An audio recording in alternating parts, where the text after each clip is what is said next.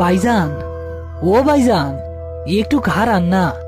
এই শীতের রাইতে এমন কুয়াশার মধ্যে মানুষ তো দূরের কথা, পেট নিয়ে তো ঘর থেকে বাইর হইব না। আমরা কই যাইতাছি? পেট নির্গরের খবর তোরে কে দিল রে রতন? তুই কি পেট নির লগে আড্ডা মারস নাকি? তাড়াতাড়ি পাসালা, মন্ডল মশাই খবর পাঠাইছে কাল নাগিনীর ঘাটে নাকি একটা লাশ আটকায় আছে। কাল নাগিনীর ঘাটে? ভাইজান, আপনি কি পাগল হইছেন?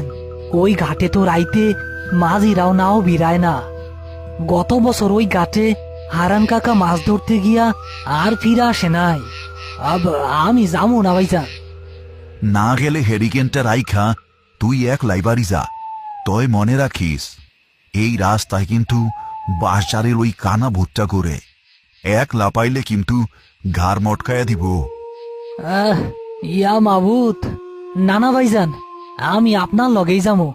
তয় ভাইজান, লাশ তো জল এই বাসে, এইটার লাগে আমাকে এত রাইতে যাওয়ার কি দরকার? দরকার আছে বইলাই তো ডাকছে। মন্ডল মশাইয়ের লোক কইল লাশটা নাকি গত 2 দিন ধইরা ওই একই জায়গায় ভাসতাছে। স্রোত আছে, তাও ভাইসা যায় না, পারেও আসে না। মনে হইতাছে কেউ তার পা দইরা জলের নিচে টাইনা রাখছে। তারা ঘাটে এসে পৌঁছালো। নদীর জল কুচকুচে কালো। ঘাটের কাছে একটা পুরনো বটগাছ ডালপালা ছড়িয়ে আছে। মন্ডল মশাই এবং আরো 2-3 জন গ্রামবাসী ভয়ে ভয়ে দূরে দাঁড়িয়ে আছে। করিম ও রতনকে দেখে তারা সামনের দিকে এগিয়ে এলো। হ্যাঁ, বাসাইলা করিম, তুমি না আসলে আজ রাইতে গ্রামের কেউ শান্তিতে ঘুমাইতে পারতো না। ঘটনা কি মন্ডল মশাই? লাশ কার? কিছু বুঝবার পারলেন?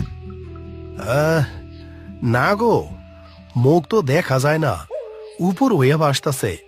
কিন্তু ভয়ের কথা ওইটা না। ভয়ের কথা হইল বিকেলে আমার লগি দিয়া লাশটা পারে টানার চেষ্টা করছিল, কিন্তু লগি সোয়ানোর সাথে সাথে লাশটা নাকি জলের তলায় গিয়া আবার একটু দূরে ভাইসা উঠে, জ্যান্ত মানুষের মতো লুকাচুরি খেলতাছে। উস্তাদ, কামটা তো সুবিধার মনে হইতাছে না। এইটা নির্ঘাত জলের ভূত। চলেন, চইলা যাই। রতন, চুপ কর। জলের ভূত বইলা কিছু নাই। কোনো ডালের লগে হয়তো